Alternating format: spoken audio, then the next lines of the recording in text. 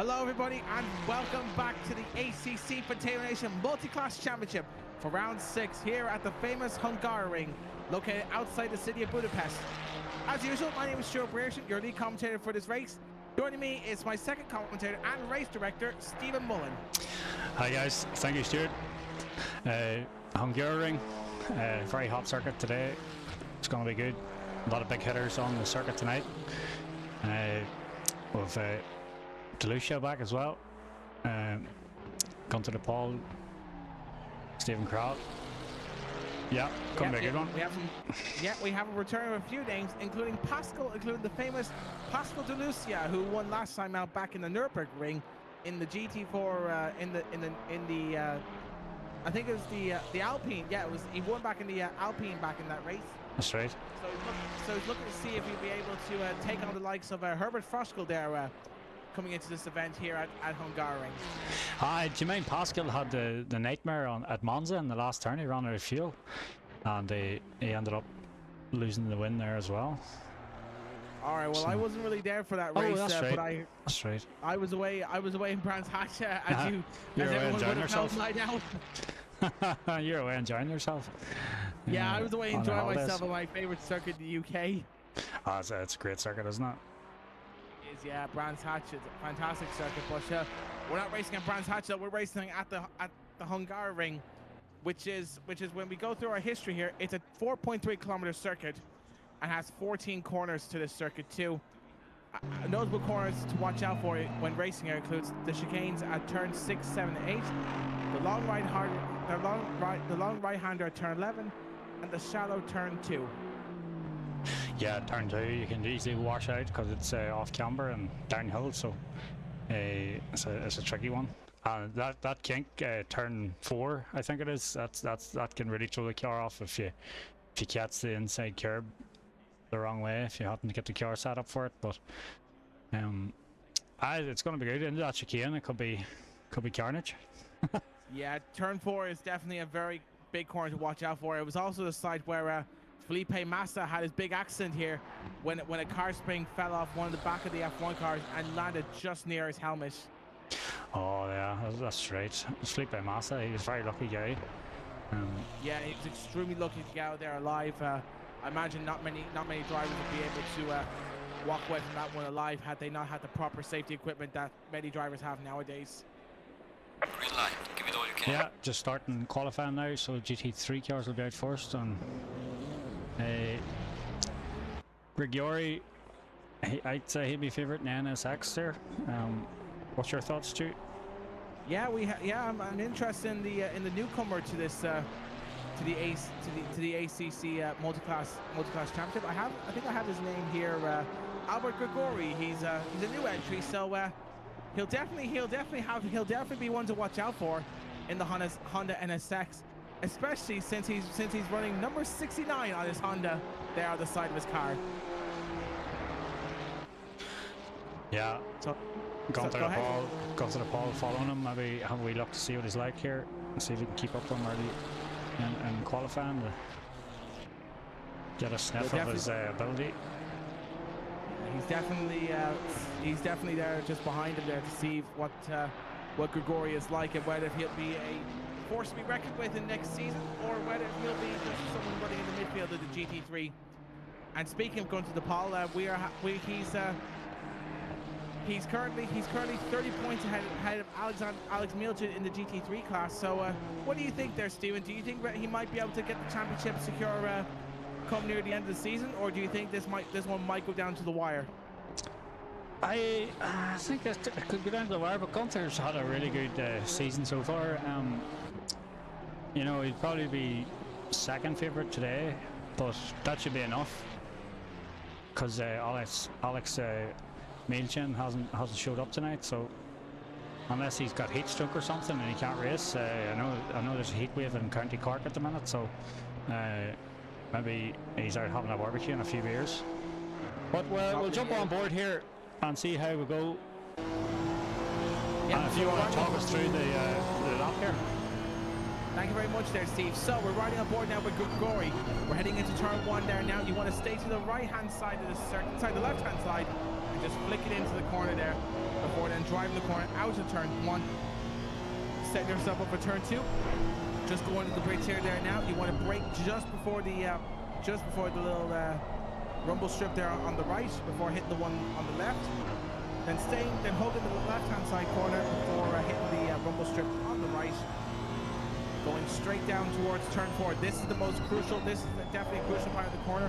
You want to get the braking point just right here so that way you can set yourself up for turns 5 and 6. Head up towards the chicane. Bring the car out wide, and now you're heading up towards turn 6 and 7. You definitely want to make sure you maximize your exit speeds coming out of the chicane, because you can gain loads of time here if the opportunity comes your way. Exiting out of turn 8 and 9, you're heading up towards turn 11. This is where speed is gonna be crucial. So you just want a little tap of the brake there, let the car slide out turn 11, and then you should have yourself well set up there for turns 12 and 13. Braking just before the 100-meter board, hitting the curves there, and then you're setting yourself up for turns 13, I believe. No, it's turn 13. Before heading up towards turn 14. Beat the car to the right hand side, and then before then you want to keep it you want to brake. You want a straight line brake here just at the end, just at the final corner here. Head up towards the start finish line to finish off a lap around the whole Hungaroring. Very nice, Stu, and that was a lap of 1:45.6, and Stephen Kroll has just pipped him by 1/10 at the minute. So that's good driving so far. We'll just jump on board now with Gunter de Paul. Yep, so watch how he's handling McYar here. Yep, so Alex Mielchin is not racing this evening. So I reckon that if Gunter de Paul continues winning the next 2 races, he could be in with he could have the championship clinched and secure there coming into round 7, I believe. Ash. Let me see, where's round 7 at? Round 7 will be, I reckon by round 7 or 8, when we get to Coda, he could have the championship well secure and in the bag before the final race. Yeah. I think the final race at Alton Park, I believe.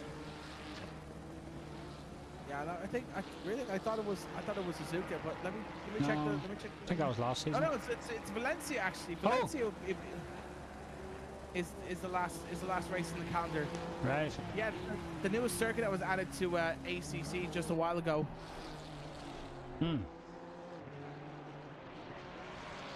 So anyway, here comes Gunter de Paul around the final corner here now. He's gonna. Now, there's no. I'm gonna predict that he's going to take pole position here on this lap. No, he moves up to 3rd place there, so that's interesting. So he just settles in behind Steve Kroll. There's not much between them at all. No, and now Grigori has taken the place here. He's up at the P1 now, so Grigori will definitely be going to watch for, all right. Yeah, and he's in the Honda NSX, so he's going with something totally different than what everyone else is driving. 4 Ferraris. Yeah, so Honda NSX is just as quick as the Ferraris.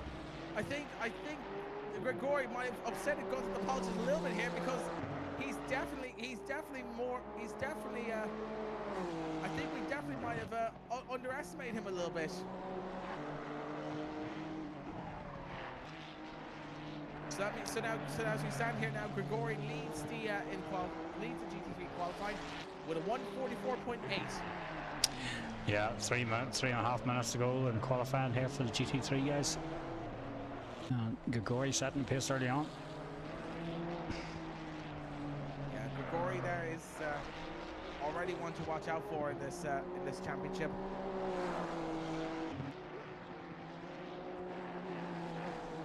And let's have a little bit of a shout out. Let's give a bit of a shout out in the chat for Stephen Kirk, who says hello. Step J, who says hello there, hello to you too. And Evan Tate, who thinks that Alex is taking part in the 2.4 hours of Le Mans over on iRacing, I think. So that's why he's not taking part in this ACC race this evening. Ah, fair enough, fair enough.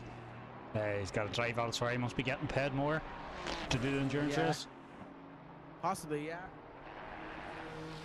But that's okay, because it means that then Guns to Paul will have a fighting chance of pulling away in the championship. How far Stephen Kroll behind? Is he behind? Alex? Let me check in the standings. So as it stands, Stephen Kroll is currently also just 169 points behind Guns to Paul. So he's currently 3rd place in the championship. Aye. Actually, this is an interesting one. He's currently currently 71 points behind Guns to Paul in the GT3 championship. Right. I think if Gunther gets a good finish here, it'll be his to lose. But then again, that's Stephen Kroll and Baines getting a better time at the minute, but there's only 3 tenths between them, you know. It's very hard to predict where this championship will go, because it is very close to the championship standings. Same as well the GT4 class. Herbert Froschkuhl there is he's currently just over 30 points ahead of Chris Willis, but Ruben Hashim has been finishing very strong as of late, but I don't know if he'll be. But despite his very strong performances in Miami, I don't think he'll be in the running for a championship this year.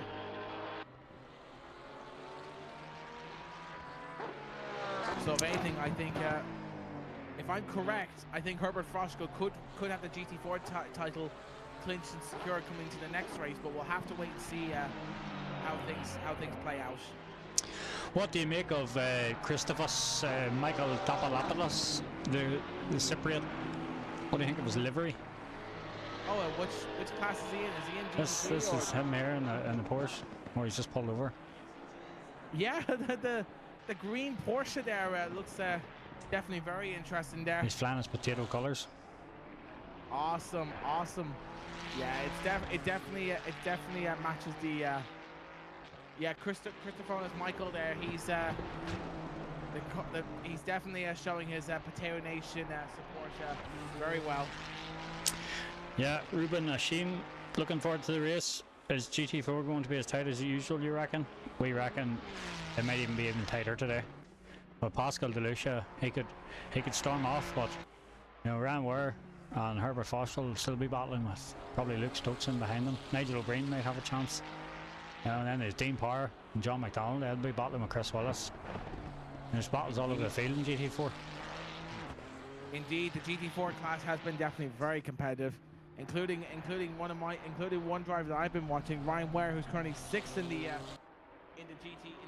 GT4 championship. So if he gets second here, he could be in with a fighting chance of being in the running for the championship going into the last few races of the Potato Nation series. Yeah, just 2 corners to go here for Deckers, and then that's his qualifying finished. Yep, so Menno Deckers is just coming around turns 13 and 14 there. Will he be able to beat Gregorian, the only Honda NSX on the grid? Here he comes around turn 14 there now, and we're just waiting for the GT4s to start their laps. But here comes Menno Deckers across the start-finish line there now. Where does he go? He goes into fourth. He goes into fourth place. So he'll be starting right behind Stephen Kroll in the GT3 class.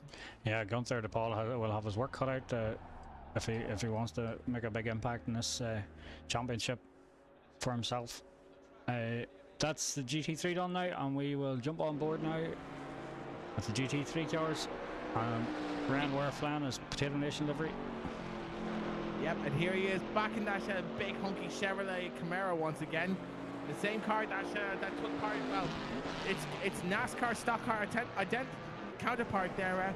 Took part at this year's 24 Hours of Le Mans there, which is definitely a very interesting entry for that sort of race. Yeah, it had some pace on it. It had some speed down the straights. It was keeping up with LMP cars, which was pretty impressive. But then it obviously lacked in the corner. But probably was. I don't know. Was it running any ABS or traction control? I'm not sure, but what I did know is that it was using a flappy panel gearbox. It was using a flappy panel gearbox, which current stock cars, as far as I know, they're using the sequential gear sticks on the side. So that's why. So it's probably why they were able to have that little bit of extra performance over the GTE cars when it came to the straight line speed. Yeah, they had Jensen Button driving for them and Jimmy Johnson, and then I can't mind who the third driver was, but that's pretty good. Pretty good going for Jensen. To be honest, I didn't think. I think they got P1 in their class, didn't they? Yeah, to be honest, yeah, it got P1 in GTE, and then all of a sudden, then it was put into a different class then because how faster it was than the GTE cars. Yeah. And we're on board now with the myth, the man, the legend, Stephen Kirk. With his L plates, he should have them L plates off now. He's done plenty of laps around Hungaroring this week. He was working hard. So maybe he might be in with a chance of getting some extra points there from this weekend's race here at the Hungaroring. Yeah, his lanes are looking pretty good there, as you can see. He's put the work in. Yep, and yeah, he's received a lot of coaching there over the last week or two. So he'll be hoping to put that practice into good use here this weekend's race at Hungaroring. Absolutely. And we'll cut to the man. The Dubliner. Pascal De Lucia. I don't even know if he's from Dublin. Well, he definitely has a very strong South Dublin accent there on him. Really? Actually, Pascal De Lucia takes GT4, takes the fastest lap time in GT4 with Nigel O'Brien there just behind him, and Ryan Ware is in third place. Yeah, that's interesting. Nigel O'Brien up now in the second there, so he might be in the mix now in GT4. Maybe he's got the hang of it. Maybe it's taking a wee while to swap over to the pace of the GT4, and he could be up here now battling with like Herbert Fashel and Ryan Ware. So it'll be interesting now. Yep, so hopefully now that Nigel O'Brien will be able to put his driving skills to good use in the GT4 class. Where he'll have if you look, sorry Stu, if you look there, you can see Stevie Kirk there. He's third from last, so he's improved, you know. And you can see that now, but he just needs to remain calm and collected now when the race gets going, and not get put off by guys maybe being close to his rear or in front, you know. So that's for the racecraft, you know. It's easy to hot lap, but you have to bring it into the racecraft as well and know how to deal with it. Exactly, but I trust that Steve Kirk will have will be in for a good. Will be able to make up some places and put that practice into good use coming into this weekend's race. We've had a shout out here by Dear Halo Lover. Wish I could take part, but I'm stuck with my lass waiting for food. Well, that's not a good enough excuse in my eyes, unless it's pizza. But enjoy your dinner, Halo, and family first as always. Exactly. I mean, if you're putting on the barbecue there, Halo, make sure to save some burgers for me there, because I'll definitely be up for some. I'll happily come down to your house and and enjoy the nice barbecue that you and your family is cooking away there. Have a few Guinness as well lined up for me as well. Anyway, but now here, I was gonna say we'll get back to the racing here. Yeah. So here is Nigel O'Brien there now in the Kappa. In the Kappa Alpine there.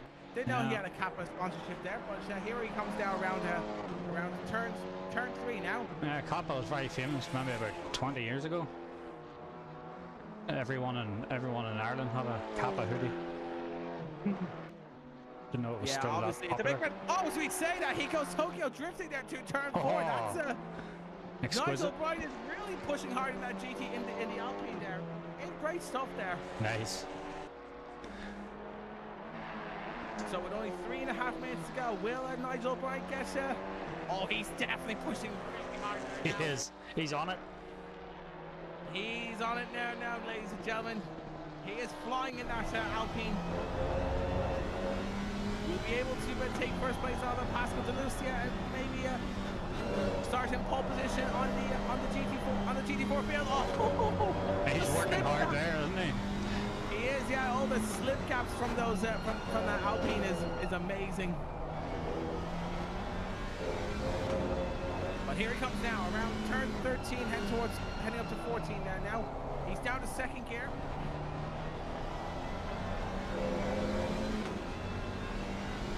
And here he comes now around the final corner here now. Yeah, it's hard to find that balance of oversteer and understeer. It is, yeah, but here it comes down 2.5 minutes. Is this going to be enough to take first place off Pascal de Lucia? No, he says he's... Oh, actually, that was what he said that. Herbert Roscoe has taken it in second place, and now Nigel O'Brien is put down to third place. Louis Janetta fighting hard. Yeah, the Janetta has done it again. This time it's fine. It's taken out one of the Alpines for second place. But here is the one to watch, the championship leader, Herbert Froskel there. If he gets a good result here, he could be in with a chance of having the title secure if by the next race if things go to plan here in Hungaroring.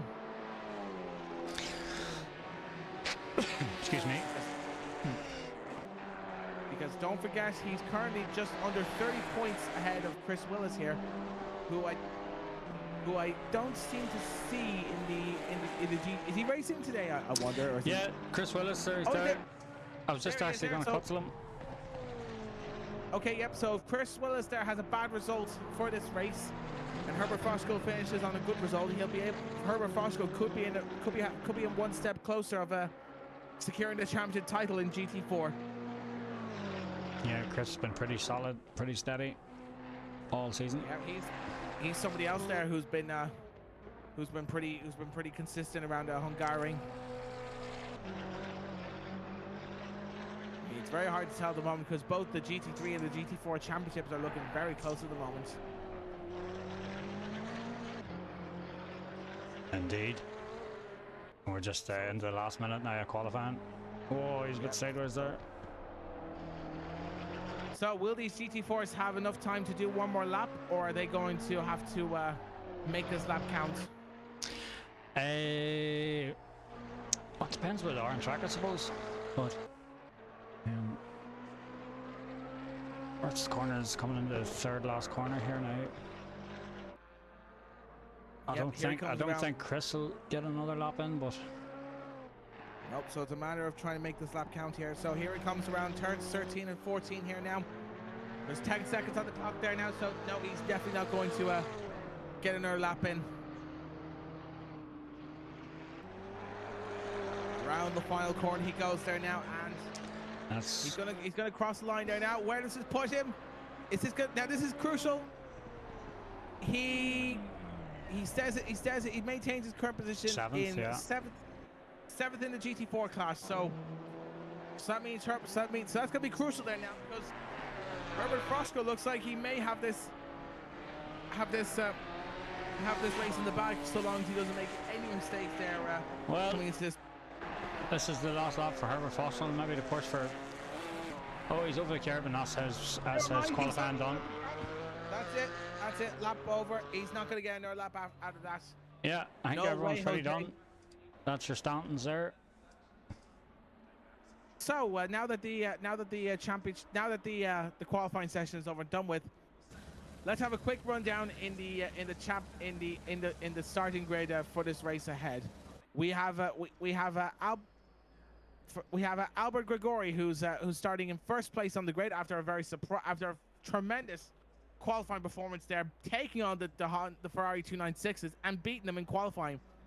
With Stephen Baines in second place, Kroll third, Dekar is fourth, Gunstapal, the championship leader, fifth, Chris Michael is in sixth, and Ian May is in seventh place, rounding up the entire GT3 field. Looking at GT4 now, we have returning racer Pascal de Lucia in the Alpine. He's starting in first place. Championship leader Herbert Froskel there is in second place in GT4. He'll be one to watch out for. The big hunky Chevrolet of Ryan Ware is currently third in GT4, with Nigel O'Brien in fourth place, Lee Stokes in fifth, Dean Power is sixth, Chris Willis seventh, Stephen Kirk eighth, and John McDonald rounding up the GT4 and the entire grid. So now that we have 2.5 minutes left of this race, let's give a big shout out to our sponsor, pitskill.io, a major service provider for all your serious racing in ACC. If it's clean professional racing you're after, pitskill.io is the place for you to be, where you can take on drivers of rookie, professional, and the amateur categories. No matter what your skill level is, there will be always somebody with a similar skill level to you when you're racing against them. Thank you, Stuart. Yeah, pit wall and pit sync is very good as well. If you want to sync your liveries and pit wall there, that's what I'm using here. As you guys can see, up the left there with the names and lap times, and it's a good job. But anyway, Hungaroring, a 35-minute race. Yeah. Gregory, P1. Do you think any of these guys can take it to them? It's possible, because it's possible. Gregory has been very phenomenal in this in the GT in that Honda NSX. So the Ferrari's 296s could have a contender on their hands, looking to take their position, looking to challenge them for first place. But there's lots to play for in this race. Yeah, I took a few laps in the Ferrari 296 earlier. I had awful bother keeping the tire temps up. You know, they were swapping off. Must be maybe the curbs or something, but I had real bother. But GT4, Stuart, hard to look past this man, Pascal De Lucia. Pascal De Lucia is a beast in that Alpine, and not only that though, he'll have someone who's even more of a threat, Herbert Froskel there, who's that Janetta is very quick around the corner. So there'll be lots to watch out for in this race. Yeah, and I think if Ryan Ware really wants a chance in this race, he needs to be getting past Herbert Fossel in T1, I think, and getting ahead of Herbert, because if he gets stuck behind him, you know, rightly this circuit, that Janetta's nippy around the corners. But possibly, yeah. For me, he has to get 20 seconds in ahead of Herbert Fossel pretty early. Getting ready to race. Now guys, we're about 20 seconds away from the rolling start. 10 seconds. Here we go, we're 10 seconds away there now. And this is round 6 of the Potato Nation ACC Multiclass Championship. This is where we're coming up towards the end of the season, so every point counts here now, especially for our championship leaders, Gunther de Paul and Herbert Froskel, who could have a fighting chance of clinching the championship in both classes. Near enough somewhere in the next few races if things all go according to plan. So here we go around the final. Oh, is that what's wrong? Wait, is that Stephen Bates? They're just racing on ahead there. What is going on here? Stephen Bates just raced on ahead there. No idea what he's done. He's absolutely hot a mirror. What's happening here? Oh my goodness me! Stephen Bates has stopped in the middle of the track. Now what is happening here? Did Stephen Bates forget that this is a rolling start? I don't think there was any. What's going on? I don't think there was any trouble. Thankfully. Well, thankfully, all cars have been, and there's contact between two Wiz Motorsport cars of Stephen Baines and I'm not sure who was the other Wiz Motorsport. Yeah, it was going to. Was that going to the Paul there? Who was? And Krall's run wide there. Stephen Krall has run wide there, and that means Gregory is pushing on ahead. The 296s are battling each other, and that means Dekars has just snipped in between the two Wiz Motorsports Ferraris. Indeed, and even Ian May's up in the 5th there. He's having a good look up the inside of Stephen Crawler, who's had an absolute nightmare as well. But what about Stephen Baines? What happened there? Oh man, he's had an absolute mare. Yeah, I mean, he just floored it as soon as we got around the front of the corner. The green flag hadn't even dropped yet. I know you can do that with likes of iRacing, but you can't do that here on ACC. Yeah, Stephen Crowell. And we're just on board now with Herbert Forshall here, and Ranware has gotten ahead of him here. And that's what I thought he had to do if he wanted to get a chance in this race. Yeah, Ryan Ware is running in second place in the GT4 standings, with Herbert Forshall there chasing him down. So now the table will turn completely. Is Ryan Ware going to be able to hold off that Janetta GT4 in the position that he's in now? Because you know, that Janetta is very nippy around the corners. Yeah, Pascal De Lucia has already opened up a hell of a start on even these guys. You know, look, he's nearly over 2 seconds up the road. Yeah, Pascal De Lucia is showing his mettle here in this race this evening. As we watch. Oh, there's as we see here, there's Decars, and I think that's Crawl there, racing each other side by side in turn one. Decars there is looking to the outside, but Crawl stays to the inside. Where does he go? He stays on the. Decars goes around the outside. An amazing overtake by Decars. He goes around the outside there, but Crawl fights back, and they're still racing side by side. Crawl gets the advantage, but Decars continues to maintain his ground in fourth place. What an amazing battle this is! What an amazing battle between those two there. They're fighting it out side by side there, side by side in the first sector. But that's left Decars vulnerable to the afterburn of Ian May behind him there. Yeah, there we go. Decars having an absolute handling that chicane there. They hit the curb. That Ferrari won't like the curves, but Ian May's run a bit wide there. And now he's got Michael up his rear end, and Michael now having a look at Ian May. Yeah, Chris Michael there is also looking like he's chasing down the Aston Martin of Ian May, so he'll be able to he could be in with a fighting chance of taking sixth place of the Aston Martin ahead of him.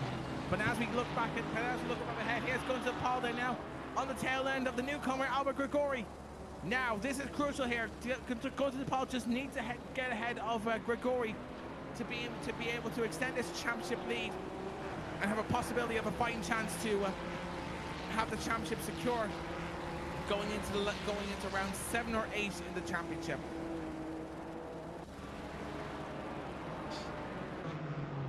So here we are. So here is the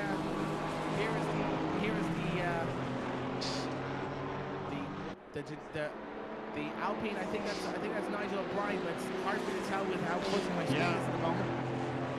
That's Nigel, yeah. He's sitting in P4 at the minute. He's got Luke Stokes chasing him down, but there's a 4 or 5 car battle here.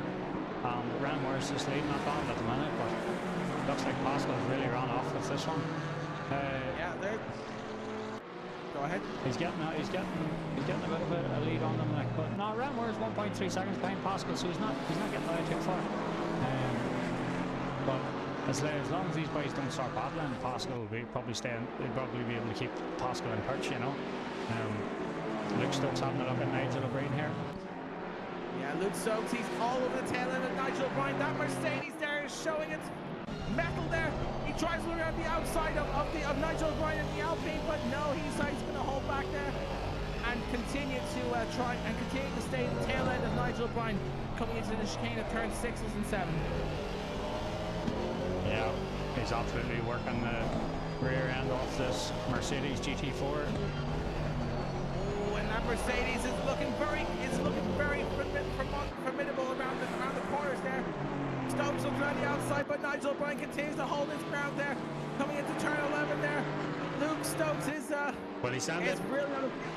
he's really on the tail end of it now. He's going to look at the inside of turn 12, but no, Luke Stokes is going to stay behind Nigel O'Brien heading into turns 13 and 14.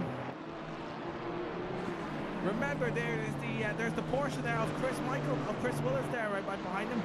So it's Deep Power. Yeah, Deep Power there. That's right behind the Mercedes of Lee Stokes. But now he's made a little mistake in the final corner, and that means Nigel O'Brien is going to pull away from Stokes there massively.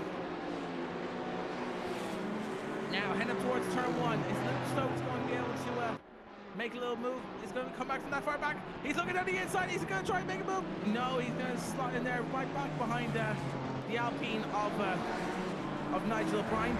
So now this 3-car battle continues to maintain its current positions. Yeah, he's definitely letting Nigel O'Brien know he's there in the mirrors, and trying to put Nigel off maybe, but we're just on board now with the big Chevrolet of Ryan Wers, and he's really giving it to Pascal. Pascal's not having as easy a race as he maybe thought, but it's early days yet. Well, that big hunky Chevrolet is once again showing that it's able to keep up with its European counterparts, but as Pascal De Lucia there is now losing the gap between him and the big hunky Chevrolet of Ryan Ware. Yeah, he'll be trying to get him on the straights, I'd say. The Alpine be nippy enough in these sectors. where in the corners here, this is where the European cars are going to be at their best here in the technical parts. Ryan Ware will show his mettle there on the straightaways here, because that's where the muscle cars are at their strongest. Yeah, there's Dean Powers, wee Porsche, and he's reeling in Luke Stokes. Luke Stokes made a wee mistake and hasn't got close enough to Nigel O'Brien. Nigel O'Brien's still holding on to P4 at the minute. Yep, so that means now that he's falling into the clutches of the Porsche Cayman of Dean Power there, heading into turns 13 and 14. But Dean Power has gone a bit slightly wide there now, and that's going to increase the gap between him and Lee Stokes, which has indeed. So now this GT4 battle continues to be very unpredictable here as we head down towards the start-finish line now.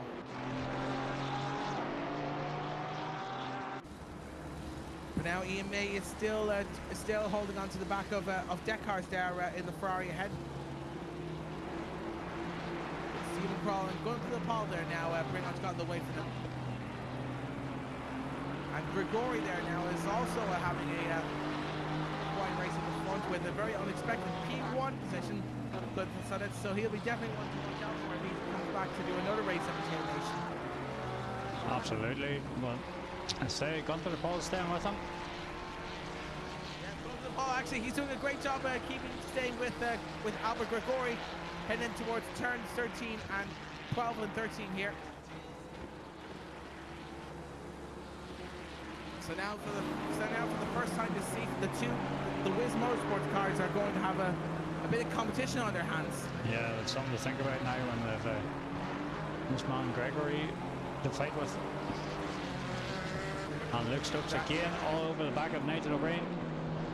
Yeah, Luke Stokes, here we go for round 2 of this battle. Luke Stokes is now over the back there of Nigel O'Brien. Nigel O'Brien is doing everything he can to defend I believe that is P3 in the P3 or P4 in the GT4 class. Yeah. As Albert Grigori sets a 1:45.2 the fastest lap of the race. It's car 76 there. Has set a 1:45.2. He's got the fastest lap of the race there.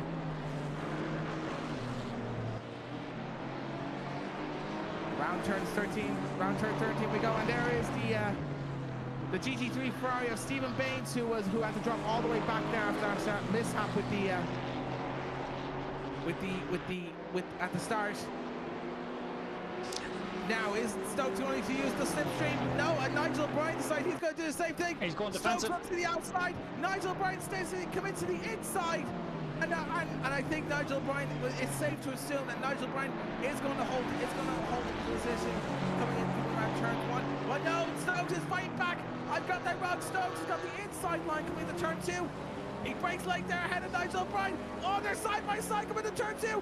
And Stokes got ahead of Nigel O'Brien. But now let's look out for O'Brien here. He's in with a fighting chance of he's in attack range of getting P4 of Lee Stokes here now. So there's still lots to play for here. But as I say that now, Lee Stokes has built the gap between Nigel O'Brien. So now it's safe to assume now that Lee Stokes has got the position of Nigel O'Brien for P5, I believe, in the GT4 class. Yeah, it'd be interesting now to see was Nigel holding Luke Stokes up here, and will he be able to catch up to Herbert Fossel up ahead here? So we'll watch this space, but we'll have a wee look around the field. Gunther Paul, second, still off the lead. He's still working so hard to try and stay with Gregory, but I think Gregory's just got the bit between the teeth at the minute. But here, 23 minutes left, and I see there he's run a bit wide there, but Stephen Baines working his way back up the field as well, but he's about 40 seconds off P6 with Christopher Michael. Yeah, and Gregory's just another fast lap there, a 1:44.6, I believe that is. So Gregory's putting out all the stops here, showing the championship leader that he is just as much of a championship contender as Gunther de Paul is. And here is Stephen Kirk there now. Obviously that practice there has not been effective. He's now driving his own little race at the back of the field. Yeah, his car looks like he's got a bit of dominance in the front end, like, so maybe he's had a wee moment there, he's pushed that hard and he's maybe clattered into the barrier or something, or he must have there anyway. But he's choosing to to stay out, because obviously the car looks like it's still in fighting condition to Yeah. be able to finish off the race there, finish off the race here at Hungaroring. He had a good couple of early laps there with a battle with John McDonald and Chris Willis early days there, but it looks like it's maybe a bit too good to believe for himself. But all he can do is keep getting more laps into the car and keep working. Keep working on himself there, and hopefully he'll be able to be very fast at ACC one of these days. But speaking of very fast at ACC, here's a familiar sight we see up ahead. Luke Stokes versus Herbert Froskel there now. It's a repeat of the GT4 battle back in Kyalami. So we'll be looking to see here if Stokes will be able to finally be able to get past the likes of Herbert Froskel just ahead of him. Luke Stokes is, as I was saying, he's closed the gap on Herbert Froskel. 0.5 in it now. Oh, he's really ringing the neck of that Mercedes, isn't he? Yeah, that Mercedes looks like it loves the Hungaroring very much. As we see the Ginetta there doesn't seem to have as much pace against the Mercedes as we thought he would going into this race. Now Stephen Baines has gotten past I believe he's gotten past the Ferrari, the Alpine of Pascal De Lucia, or so I think. I'm not sure. I don't see him down the track. I don't see him down in the standings anywhere.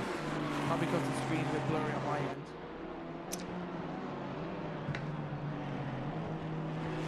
But Stokes there now. He's all over the tail end of the Ginetta there, heading into turn 4. Now this is crucial here. If Stokes get past Herbert Froskel, this could be very crucial here in the championship. Stokes is currently 5th place in the championship, and he's currently just over 30 points behind the championship leader, so there's still lots to play for here now. If he gets past the championship leader here, he could be able to fight, he could be in contention of winning the championship by the end of the season here. Yeah, and you know yourself, Herbert said last week in the interview after the race, when people get too close to him, he starts to get nervous, and there we go. He's made a wee mistake there. Here we go, speaking of that, and now Stokes is, hopefully he'll be able to hold his nerve against the Ginetta here. He's staying very calm behind the Ginetta there, and he's trying to look around the outside, but Froskel says, "No, sir, you're staying behind me." Heading into turn 11 there now. Stokes is really reeling in the Ginetta of Herbert Froskel. Froskel there looks like he's got a little bit of advantage. He defends coming into turn 12. But Stokes there has to back off just a little bit, because now Froskel there is all over the tail end. And speaking of being all over the tail end, going to the pole, the championship leader is all over the tail end of Albert Gregory. He is. He's pretty caught him. Gregory must have had a wee mistake or something, or maybe he got loose in one corner, and now Gunther the Paul really on his case now. And let's see if Gregory's what he's made of now when he has a Wiz Motorsports car breathing down his neck. Yeah, he's up against a team of very professional ACC players of the Wiz Motorsports cars.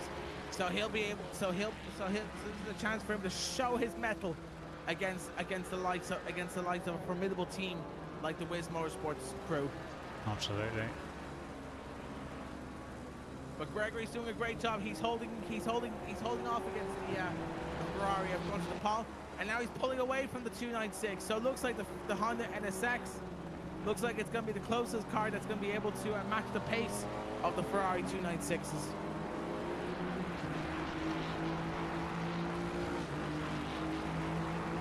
You see there now, as we see now, Decar's there pulling away from the Aston Martin of Ime just there behind him. And they went past Stephen Kirk like he was parked. Maybe he was having a cowboy supper or something at the chipper. Possibly, yeah. Or maybe he's just having, or maybe he thought he was having a Sunday drive there. Yeah. On his little country lane somewhere, and not on the racetrack. Up around the Wicklow Mountains, possibly. Possibly, yeah. Or maybe he's, or maybe in his little, maybe on the little back roads in the UK somewhere. And speaking of Sunday drive, here's Ian May finally getting past the Ferrari of Menno Deckars there. head into turn I think 5. we'll have a wee look at that and see how he made the pass. Here we go. So here we go, coming out of turn he's 4. got a great run. Oh, and Ian May had a great run there against Dekars. So that's why he was able to get the move, make the move stick around. That was around really good there to just get the car stopping around that corner there as well. Yep, that's formidable racecraft there coming into turn 5. On board with John McDonald. Yep, so now Ian May is up into P4 now. And here is John McDonald, and here is Pascal De Lucia there now, your race leader in the GT4 class.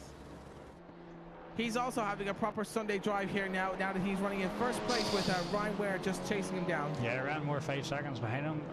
Pascal just, he's probably not even trying hard at the minute, you know, it's pretty bread and butter stuff for Pascal. As long as he doesn't run out of fuel. No, it doesn't look like, I mean, don't jinx it, don't say anything like that there, Steve. You might jinx it there, and the commentator's curse might come to get you, Pascal De Lucia, and you if you're not careful. But speaking of being careful, here is Herbert Fosco there and Ryan and Luke Stokes there now. The tail end of that big hunky Chevrolet of Ryan Ware. Yeah, I think the two of these guys should work together to catch up with the Ryan Ware. They should, yeah. I mean, if they keep battling like this, it's going to cost them time between them and the big Chevrolet of Ryan Ware. Yeah, Nigel O'Brien just losing touch with the guys now, and he's gonna miss out on that slipstream up the start-finish straight. No doubt about that. But here is Herbert Fosco there. Now he's all over the tail end of Ryan Ware. He's going to try to look on the inside, but no, he's still set behind the big hunky Chevrolet of Ryan Ware. Ware looks like he's having a hard time now defending against the Janetta. Oh. The Janetta there is now in a perfect position and launch an attack. There's a little bit of contact there around turn 14. Now the Janetta is in perfect firing position to take P2 of the big hunky Chevrolet of Ryan Ware. But See now Ware is the bar down the straight there. Look at the straight line speed on that muscle car. Amazing, absolutely amazing stuff to see. But look, but also speaking of, but now the Janetta has the sheer braking power.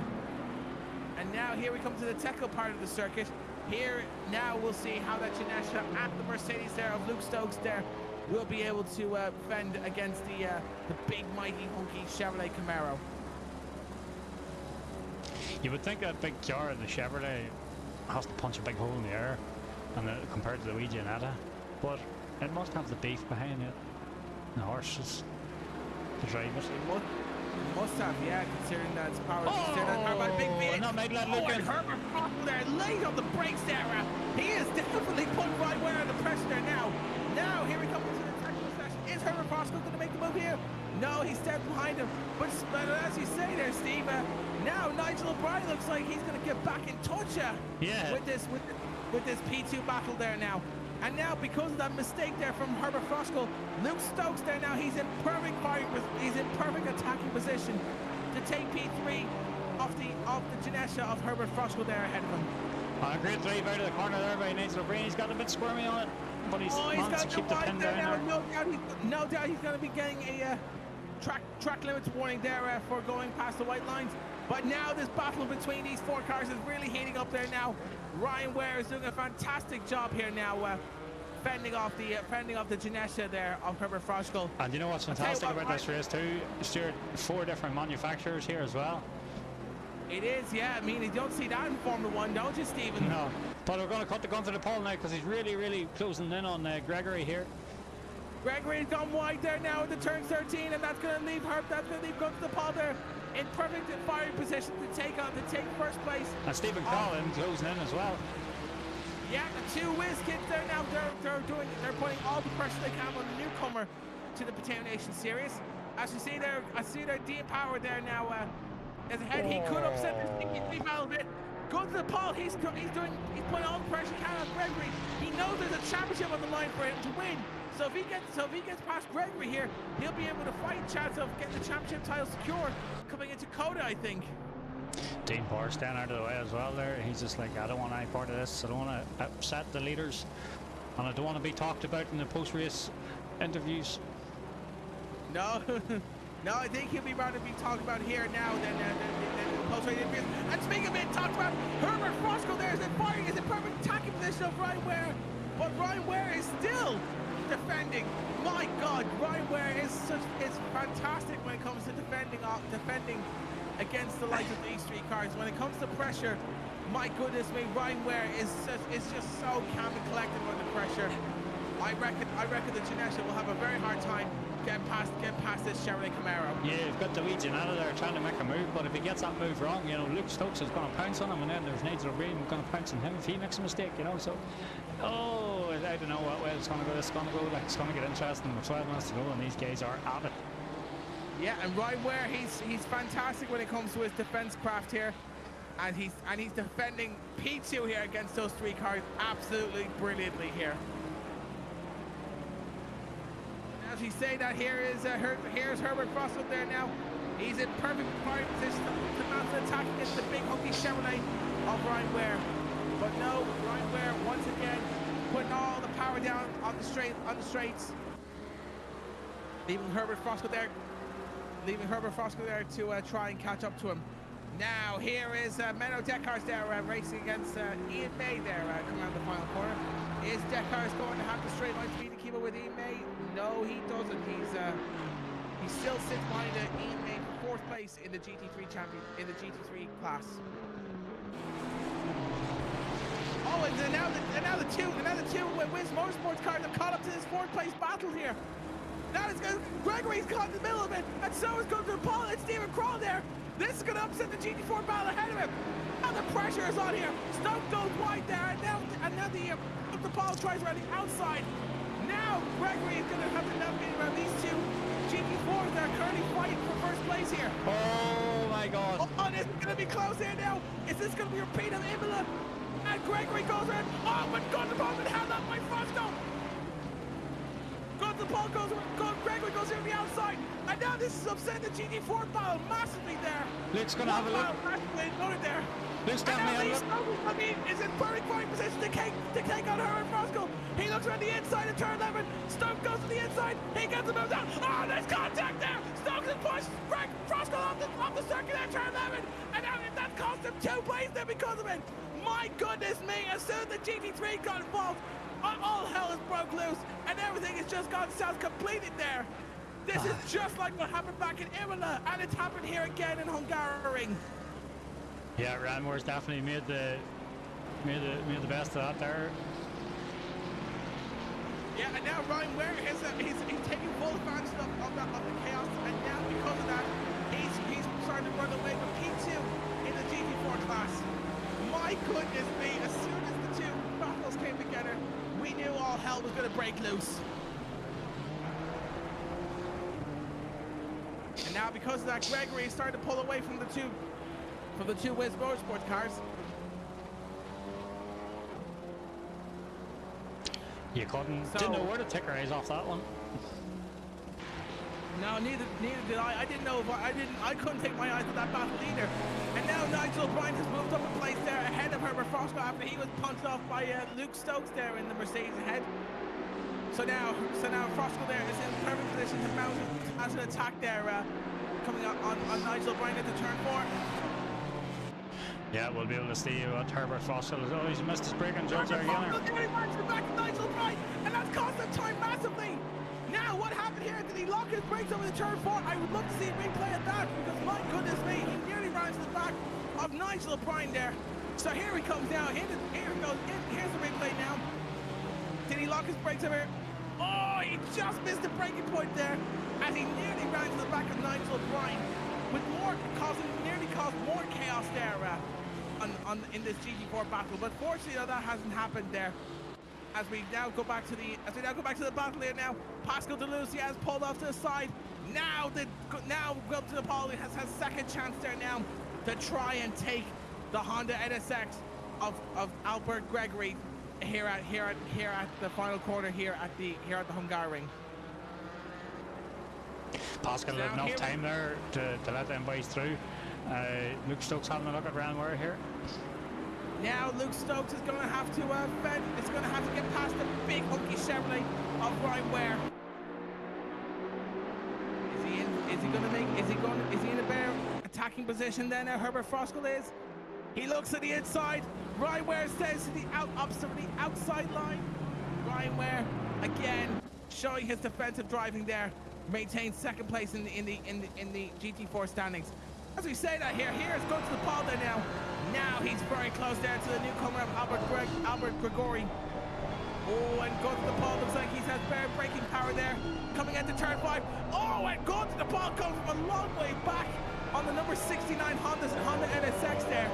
But thankfully, Gregory's racing number there is doing a fantastic job, giving him the extra boost of power he needs to fend off against these two whiz kids.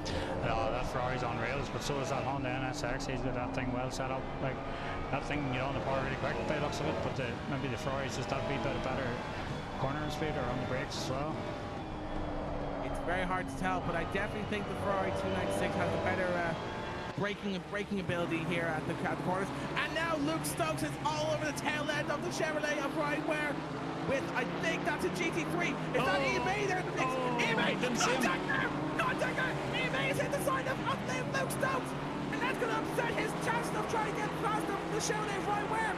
Luke Stokes goes to the inside. And now Decker's coming as well.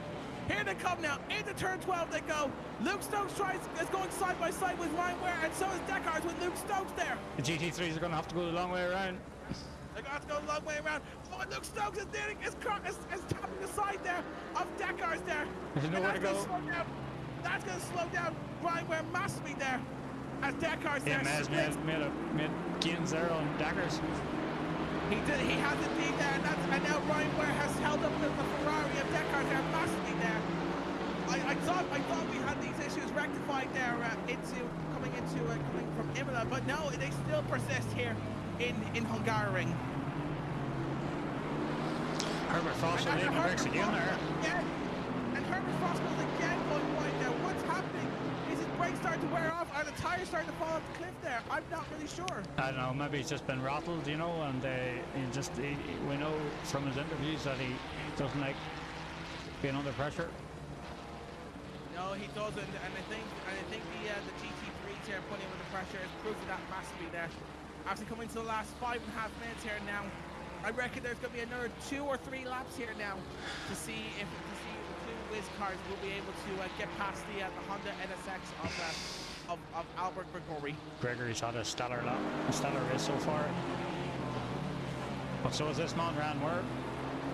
Ryan Ware, he's doing a fantastic job there, defending massively against these 3 cars. If anything, it just shows that Ryan Ware is showing his mettle there for his racecraft there. It just shows that his racecraft is on point when it comes to defensive driving, and he is doing it brilliantly. Just brilliantly, he is. As we say that here is Nigel Bryan. Looks like he's going to be in the position. He's going to be a chance of mount attack there. Oh, and as I say that, Luke Stokes there now has got sheer braking power coming out of turn 12. He's trying to look down the inside of Ryan Ware, but Ryan Ware says, no, thank you. You're going to stay behind me, good sir. Ryan Ware, absolutely cool as a cucumber. He is, yeah, and he's tough as metal there on the outside. But now, him holding up Luke Stokes is giving a chance for Nigel Bryan to try and make the pounce on Luke Stokes there in the Mercedes ahead.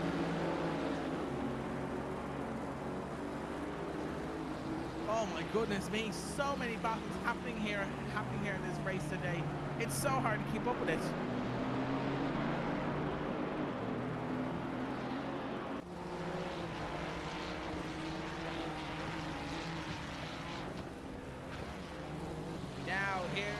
Albert Gregory there. He's right behind. I think that's the Porsche of Dean Power. Coming into turns 12 and coming into turn 12 and 13. Dean Power move. No, that's actually Stephen Kirk. Stephen Kirk that moves from the outside there. And now, and Gregory's going wide there, and that means going to the pole is going to go the inside. No, actually, never mind. Gregory continues to hold the outside, continues to hold first place in the GT3 standings. My goodness me, this is a very hectic situation we're seeing ourselves in. Battles happening up and down the field. It's just so hard for us in the commentary box to keep up with this. Oh, we've had an incident here. Oh, and Ryan Ware! What's happened, Ryan Ware? He's moved down 2 places! I don't know. Now, what happened Let's here? see. Let's see a replay here. Did he finally crack under the pressure there? Let's have a look and see. Or was there contact? Was there contact between? Oh, he's run well wide there. Has run wide, has run wide there slightly. He tried to look to the outside. Oh!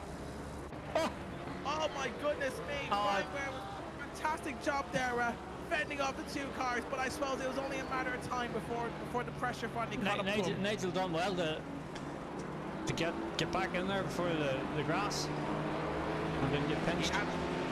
He has indeed, and that's moved him up to P2 there on the grid. And as we see now, the 2 Wiz Motorsports cars of Stephen Crawl and DePaul battling it out for 2nd place. Gregory is now pretty much run away with this one, so it's now down to the battle between 2nd place here now. If Gregory stays where he is right now, he could be with a fighting chance of bringing home his first ever win in the Potato Nation. He's got a drive through for Daggers. Drive through cleared. It's been cleared. Oh, well, what was the drive through originally? Did he make a mistake? Yeah, maybe he cut the corners too much or something, but don't know how it's got cleared now, or maybe he's done a drive through because he's down in P7 now. Yeah, I don't think we saw the penalty there, or whereabouts what the penalty was for. Yeah, probably track limits, I would say. Possibly, yeah, but there's just too much happening here in this race, so it's very hard to know what's happening with everything here. But now, as you see here now, Luke Stokes is in P2 there now behind Pascal De Lucia, who's now pretty much run away with this battle. So now it's down to P2 here in this GT4 battle there. Herbert Frostwell is now down P5 there, so that's going to cost him massively in the championship there. Perhaps maybe Pascal De Lucia could be able to find a chance of being in contention with the championship there after this race. I'm not 100% sure. Yeah, Gunther's only one more lap to make it happen, but I think Gregory's got too much of a lead on him, unless he makes a really bad mistake. But he's run a bit wide there, and he could maybe feel the pressure coming in the last few corners here if Gunther gets within about half a second of him, I would say. This could be very close there now. Indeed, I think we're on the penultimate lap here at the Hungaroring, so there's still lots to play for here. But now the top 3 have caught up to each other massively here now. This is definitely worth a battle worth keeping an eye on here. I think the next lap will be the final lap. Come to the Paul really sanding it into them corners there, trying to put the fear into Gregory and maybe make a mistake. Yeah, remember he has just 3 laps, 3 corners to go, is it? Maybe 4 or 5. I'm not sure if are we going to go for one more lap, or is this the final lap? This is the final lap. Yeah, I think it's the final lap. We'll have to wait and see with the white flag. Yes, this is the final lap of the race here now. So now it's on. The fight is on here now. Gregory goes down into turn 12. He's still fending off the 2 Ferraris. Now coming into turn 13 here now. Golden DePaul has one last chance to try and take first place off Albert Gregory, the newcomer. But I don't think he's close enough there unless Albert Gregory makes a mistake. But no, actually, as we say that, Stephen Crawl tried to look down the inside and go up DePaul. But it's all said and done here now. Albert Gregory takes his first ever victory in the ACC Potato Nation Multiclass Championship. Oh my goodness me, that is an absolute shocker. I don't believe it. Gregory comes out of nowhere and shows the Wiz Motorsport kids how it's done. Fantastic racing there, and there he goes, doing his celebratory donuts in absolute celebration. But that's not out for our. But here is your GT4 winner, Pascal De Lucia, who is showing his mettle there. He is dominating this race right from the start, and here he comes around the final corner here now to take home a pretty much an easy victory in the GT4 standings. Here is your GT4 winner now, Pascal De Lucia takes GT4 victory here at the Hungaroring. My goodness me. Well, let's go back to our second place battle here now. How's Lee Stokes? Oh, there's been a crash there right behind him, and Lee Stokes takes second place there with Nigel O'Brien. And right where it's gonna be a dead heat. Who took that? Was it Nigel O'Brien that finished ahead, or was that Ryan Ware? I think Nigel got it, yeah. I think Nigel O'Brien took second place there off the line, with Ryan Ware taking third place. But here is the championship leader, Herbert Froskel there, coming around the final corner there to take P5 in this It's the just a GT4 replay here, standing. so it is. I just wanted to see maybe something happened, but I don't think it did. What a race! My goodness me, I need to go for a cold shower after that. And as you see here, Ian May there spinning off into the doing his celebratory donuts. My goodness me, what a race that was. What a race. What an absolute race that was. I am absolutely sweating after that. So after that really hectic race there here at Hungaroring, let me remind you of the results. Albert Gregory takes his first ever victory in the Potato Nation Series, comes from nowhere and surprises everybody here, including the Wiz Motorsports drivers. Paul takes second place with Stephen Crawl in third place, Ian Mason fourth, Mano Dekars is in fifth place, Chris Michael is in sixth, and actually that was Stephen Baines there is in fifth place, Chris Michael's in sixth, and Mano Dekars is in seventh place. Pascal DeLucia takes first overall in GT4 with Luke Stokes taking second, Nigel O'Brien third, Ryan Ware fourth, Dean Power fifth, Herbert Frost goes sixth, Chris Wells seventh, John McDonald eighth, and Stephen Kirk rounds up the entire grid. Oh, fantastic stuff. So let's go grab the interviews with both Albert Gregory and Pascal DeLucia. Shall I jump into race chat and grab the interviews with them? Yeah, if you want to go and ask possibly oh, we've got Gunther. There's Gunther there. Sorry, Gunther, we don't need an interview with you this time around. Well, P1 isn't available, so. Yeah. All right, let me go grab Albert Gregory and Pascal DeLucia. I don't think Albert's in it there, but we could try and get Pascal. Yeah, let's try and get Pascal DeLucia. Stay with us, Gunther. All right, well, no, let's interview the second place. We'll do something different. We'll interview Gunther the Paul since he's here. Gunther, welcome. Hey guys, what's up? Yeah, Gunther, sorry, well done on the second place victory. It wasn't first place this time around. You looked like you and Gregory looked like you were fighting out massively there for the GT3 victory. Can you just talk us through that? What's there to say? It was a great race. I mean, very close. I think all race was. Green light. Go. I think one of the best races of the season so far. I think Georgi, me, and Steven were battling it out almost like the full 35 minutes. So I mean, insane. I'm sweating like hell. Now, during qualifying, when Gregory took pole position there, do you reckon he might have been a threat coming into this race? Yeah, I had a feeling he was gonna be fast, so I knew it was definitely gonna be an exciting race with him on the grid. I saw his message earlier this week in the Discord that he was joining, and although I don't really know him, I'm really glad he did. It was a really awesome race. I didn't do so well myself during quali, but I had an awesome start somehow. I overtook two cars right off the bat, so that for me was great. But Steven really made a big comeback as well, so props to him for that too. Yeah, Stephen Baines had a real nightmare in the start. I don't know what happened there. He just sort of raced on and then he got caught out. I think Stephen Baines, we were in voice chat, and I think he was he was under the assumption that there was a full formation lap. So unfortunately, he got the drive through there. Well, great job, Gunther. Thank you. And good racing tonight. I think Albert is available also for an interview if you guys want. Yeah, if you can get a hold of him, you can sound down for us there. Sure. In the meantime, we'll get a chat with the GT4 winner. Yeah, let's have a chat now with returning GT4 race winner Pascal DeLucia. Pascal, welcome. How you doing, Stuart? Very good, thanks, Sarah. Just want to say congratulations on your victory here at Hungaroring. I imagine you're thrilled with yourself. Yeah, it was good in the end. The car was good. Setup just perfect all the way through it, so it was handy enough.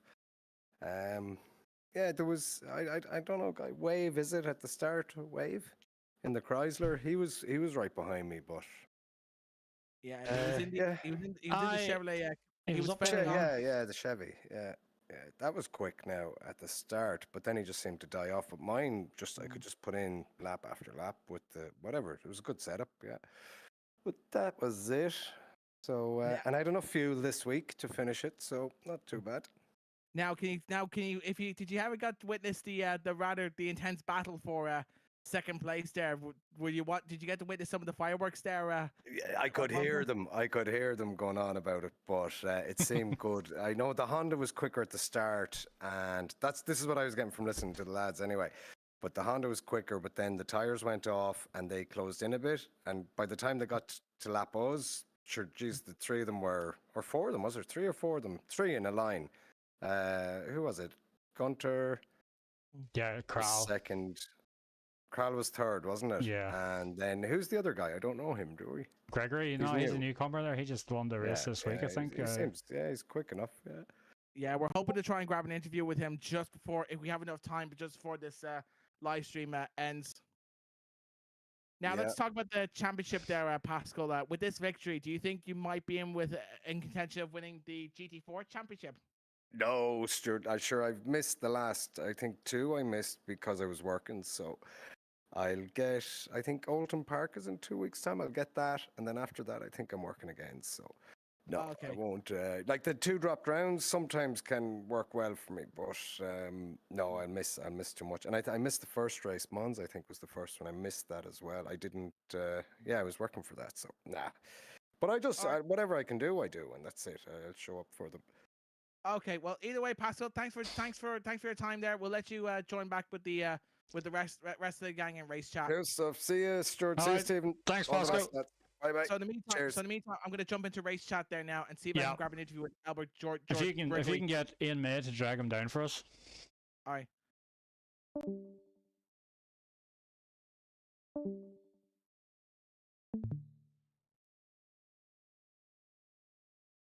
Oh, what a race, guys. Sweating watching it there. Great stuff by Pascal there in GT4 and Albert Gregory in the Honda NSX.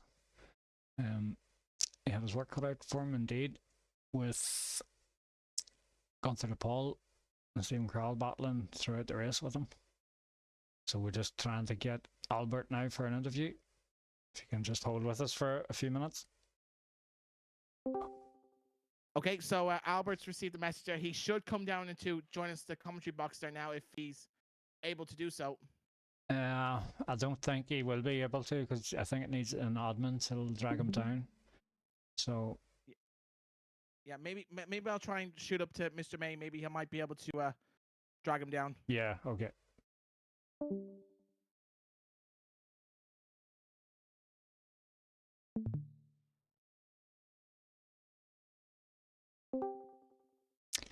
Hello, Albert. There.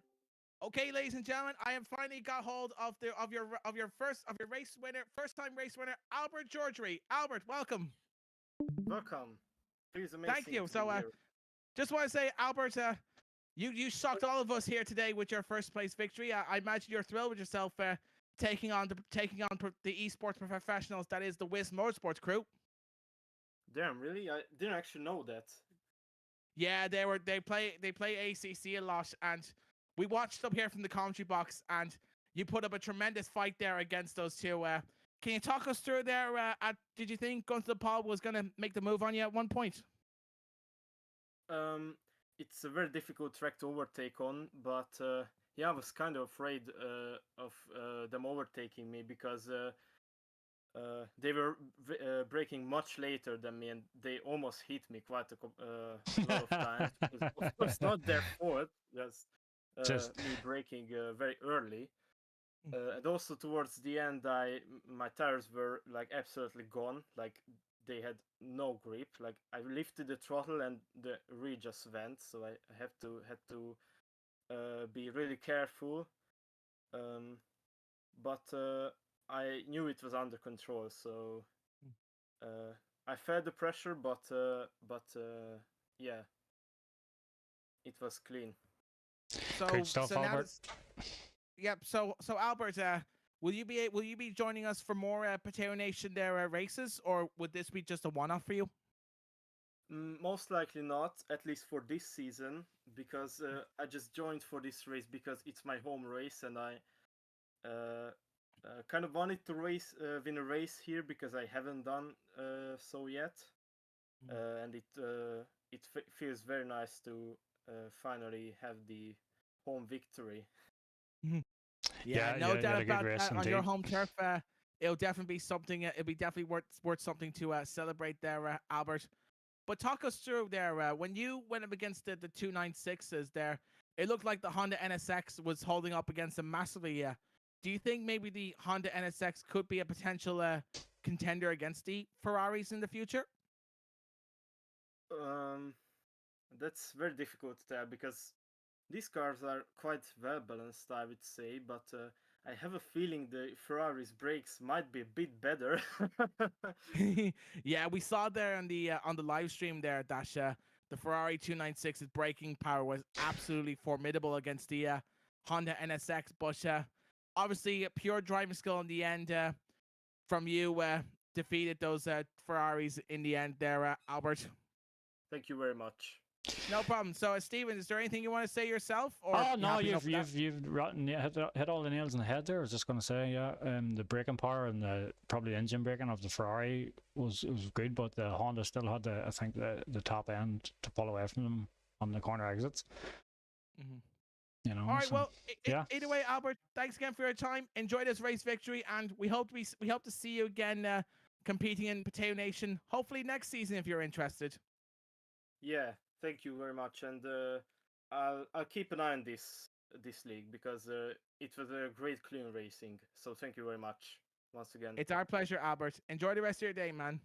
Yeah, Albert, make sure you watch the highlights on YouTube on the Potato Nation. I have the link in the ACC chat there as well. So have a laugh and have a beer and watch that and get the family around and have a laugh at watching your race victory. Yeah, all right. Thank you. Thanks very much. Holy moly, I am pretty much exhausted after that race there, Stephen. Man, that was epic. That was fantastic stuff. That was absolutely epic there, epic there indeed. So now I think that's all. I think we pretty much said all we need to say. So you happy with everything there? I think Stephen? so. I think we're on the break now for a week, and then we're back in 2 weeks' time for round 7. Yep. So, ladies and gentlemen, we're going to be finishing the live stream here now. Thank you so much for joining us for this live stream. We hoped you enjoyed this hectic race as much as we did, and we hoped you were screaming at your computers, your television, or your mobile phones, whatever you are watching this race on. But join us in a week's time for when we go to round 7 at the famous Alton Park circuit, a circuit that's even more tighter and more treacherous to overtake on than here at the Hungaroring. But for now, though, it's going to be carnage. Stuart Brereton. Yeah, it's going to be absolute carnage there indeed at Alton Park. But for now, though, it's me, Stuart Brereton, alongside my good friend Stephen Mullen, saying thanks again for joining us, and a big thanks to our sponsor again, Pisco.io, for making this event possible. But for now, though, thank you very much for watching, and until we see you in Alton Park, goodbye. Goodbye.